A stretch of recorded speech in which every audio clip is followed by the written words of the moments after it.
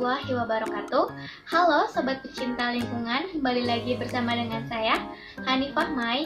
Hari ini saya akan memaparkan materi mengenai permasalahan lingkungan dan upaya untuk menjaga kelestarian lingkungan. Seperti apa dan bagaimana caranya? Mari kita dengarkan dan simak bersama. Manusia dan lingkungan merupakan dua kata yang tidak dapat dipisahkan. Keduanya saling pengaruh dan mempengaruhi. Kehidupan manusia yang tidak terpisahkan dari lingkungannya, baik lingkungan alam maupun lingkungan sosial. Kita bernapas memerlukan udara dari lingkungan sekitar. Kita pun makan, minum, menjaga kesehatan, semuanya memerlukan lingkungan. Maka dari itu, lingkungan merupakan segala sesuatu yang ada di sekitar manusia yang mempengaruhi perkembangan kehidupan manusia, baik secara langsung maupun tidak langsung. Menurut Undang-Undang Nomor 23 Tahun 1997, lingkungan hidup adalah kesatuan ruang dengan semua benda, daya, keadaan, dan makhluk hidup, termasuk manusia dan perilakunya yang mempengaruhi kelangsungan kehidupan dan kesejahteraan manusia serta makhluk hidup yang lain. Lingkungan berkelanjutan dapat diartikan segala sesuatu yang berada di sekeliling makhluk hidup yang mempengaruhi kehidupannya dengan kondisi yang terus terjaga kelestariannya secara alami maupun dengan sentuhan tangan manusia tanpa batasan waktu. Lingkungan berkelanjutan juga dapat diartikan sebagai pemenuhan kebutuhan dasar sumber daya yang ada untuk generasi masa kini hingga masa depan tanpa mengorbankan kesehatan ekosistem yang menyediakannya. Maka dari itu, lingkungan harus kita jaga kelestariannya, karena lingkungan sangatlah penting bagi kelangsungan hidup semua makhluk hidup yang ada di bumi.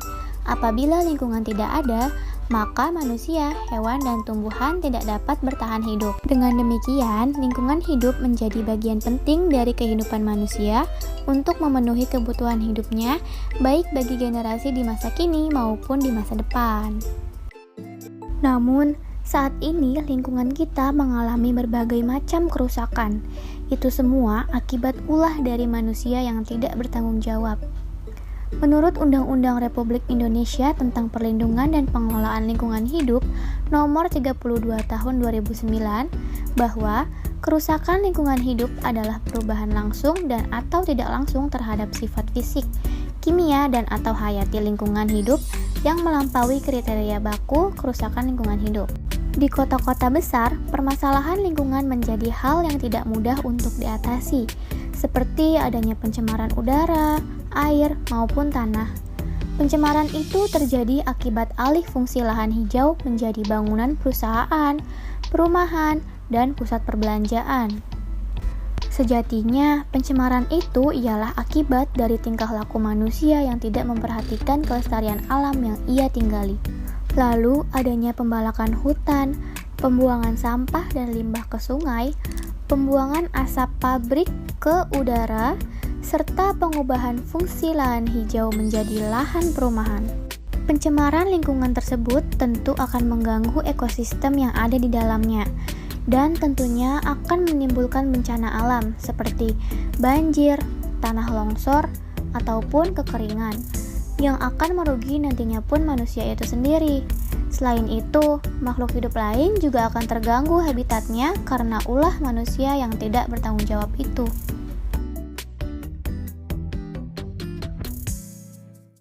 AMDAL atau analisis mengenai dampak lingkungan merupakan instrumen pengelolaan lingkungan yang diharapkan dapat mencegah kerusakan lingkungan dan menjamin upaya-upaya konservasi. Hasil studi AMDAL merupakan bagian penting dari perencanaan pembangunan proyek itu sendiri. Sebagai instrumen pengelolaan lingkungan yang bersifat preventif, AMDAL harus dibuat pada tahap paling dini dalam perencanaan kegiatan pembangunan. Dengan kata lain, proses penyusunan dan pengesahan AMDAL harus merupakan bagian dari proses perizinan suatu proyek. Dengan cara ini, proyek-proyek dapat disaring seberapa jauh dampaknya terhadap lingkungan. Di sisi lain, studi AMDAL juga dapat memberi masukan bagi upaya-upaya untuk meningkatkan dampak positif dari proyek tersebut. Tetapi, ada saja pihak yang masih melanggar AMDAL. Dan kasus pelanggaran AMDAL di Indonesia banyak sekali loh. Salah satu contohnya yaitu pembangunan PLTU Jawa 9 dan 10. Wahana Lingkungan Hidup atau WALHI secara resmi menggugat izin lingkungan pembangkit listrik tenaga uap atau PLTU Jawa 9 dan 10. Gugatan tersebut dilayangkan karena pembangunan PLTU Jawa 9 dan 10 akan memperburuk kualitas hidup dan kesehatan masyarakat di sekitar PLTU Jawa 9 dan 10. Serta PLTU Jawa 9 dan 10 gagal untuk mematuhi standar emisi terbaru yang telah berlaku sejak 2019. PLTU Jawa 9 dan 10 yang terletak di Suralaya, Kota Cilegon akan menambah panjang daftar sumber polutan di wilayah ini. Mengingat hingga saat ini di wilayah Suralaya telah terdapat 8 PLTU yang letaknya begitu berdekatan dengan pemukiman masyarakat. PLTU Jawa 9 dan 10 diproyeksikan akan memperburuk kualitas udara di Suralaya dan Provinsi Banten secara umum. Tidak kurang sebanyak 21 unit PLTU telah mengepung Provinsi Banten. Buruknya kualitas udara di Suralaya menyebabkan tingginya tingkat penderita infeksi saluran pernafasan akut atau ISPA di Kota Cilegon. Berdasarkan data dari Dinas Kesehatan Kota Cilegon, sejak tahun 2018 sampai dengan Mei 2020, terdapat 184.000 kasus ISPA di Kota Cilegon. Sayangnya dalam AMDAL PLTU Jawa 9 dan 10 tahun 2017, dampak penurunan kualitas udara dan gangguan kesehatan masyarakat akibat pembangunan dan operasi PLTU Jawa 9 dan 10 tidak didasarkan atas informasi yang utuh dan valid, sehingga perakiraan dampak negatif yang ditimbulkan dari pembangunan dan operasi PLTU Jawa 9 dan 10 lebih rendah dari yang seharusnya. Selain gagal memperkirakan dampak terhadap kualitas udara dan gangguan kesehatan masyarakat, AMDAL tersebut juga gagal memperkirakan dampak pembangunan dan operasi PLTU terhadap kualitas air laut dan resiko kerusakan yang akan timbul akibat tsunami. Menteri LHK pada tahun 2019 telah mengeluarkan Peraturan Menteri Lingkungan Hidup dan Kehutanan Nomor 15 Tahun 2019 tentang baku mutu emisi pembangkit listrik tenaga termal. Permen LHK Nomor 15 Tahun 2019 yang mengatur emisi sulfur dioksida atau SO2, nitrogen oksida atau NOx, partikulat atau PM, dan merkuri atau Hg lebih ketat dibandingkan peraturan baku mutu emisi sebelumnya yang menjadi dasar terbitnya izin lingkungan PLTU Jawa 9 dan 10. PLTU Jawa 9 dan 10 seharusnya mengikuti baku mutu emisi yang diatur dalam Peraturan Menteri LHK Nomor 15 Tahun 2019. Akan tetapi, hingga diajukannya gugatan ini, tidak ada kejelasan perubahan izin lingkungan dan AMDAL untuk penyesuaian standar. Padahal, ini merupakan salah satu kewajiban pemegang izin dan kegagalan pemenuhannya menyebabkan izin lingkungan yang ada dapat dibatalkan berdasarkan pasal 37 ayat 2 huruf C Undang-Undang Perlindungan dan Pengelolaan Lingkungan Hidup atau UU PPLH. Upaya yang dapat dilakukan terkait dengan permasalahan AMDAL ini, pemerintah harus lebih transparan kepada masyarakat. Pembangunan harus memperhatikan keadaan dan kesehatan masyarakat. Jangan hanya memikirkan kepentingan pribadi, tetapi pikirkanlah juga masyarakat sekitar yang akan terkena dampaknya, dan harus lebih tegas terhadap peraturan yang telah dibuat.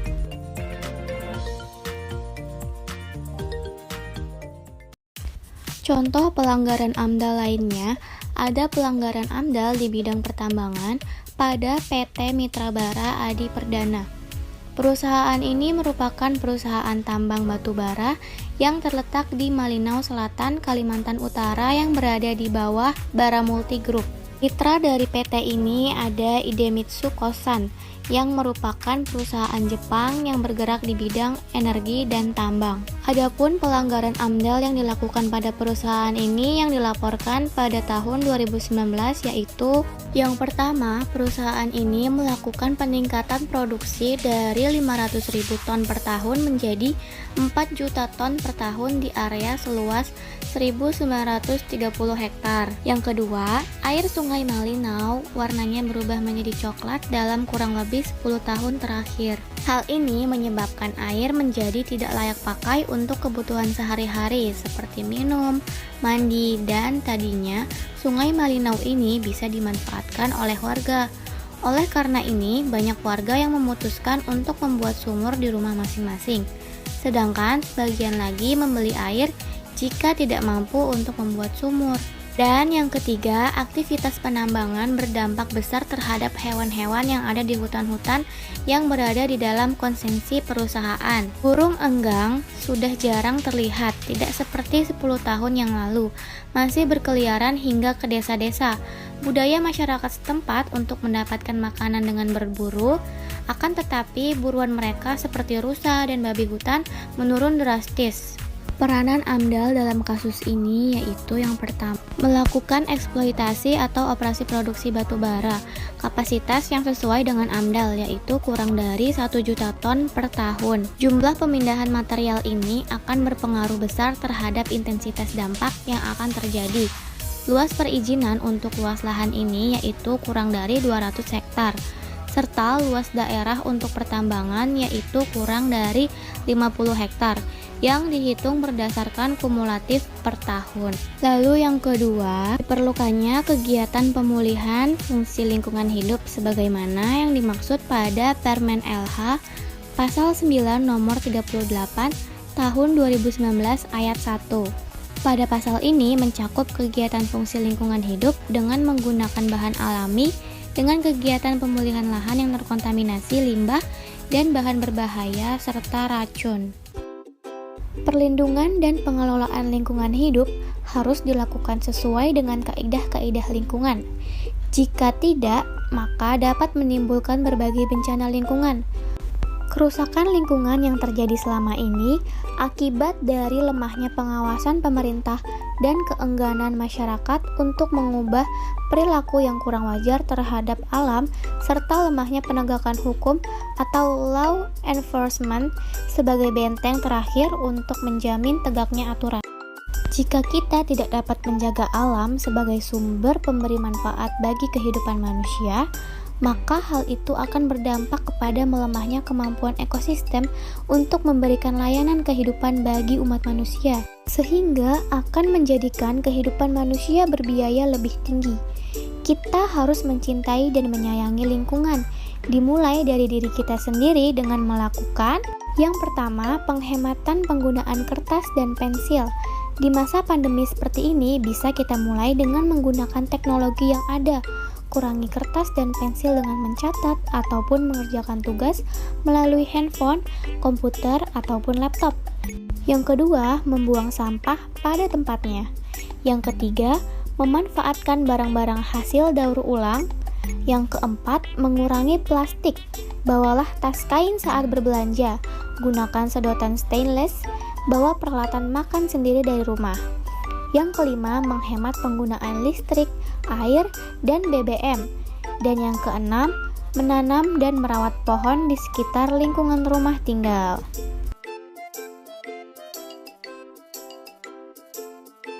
Nah, pelestarian lingkungan hidup ini harus dimulai dari diri individu yang menitik beratkan pada kesadaran akan pentingnya lingkungan bagi kehidupan manusia dan pelestarian alam.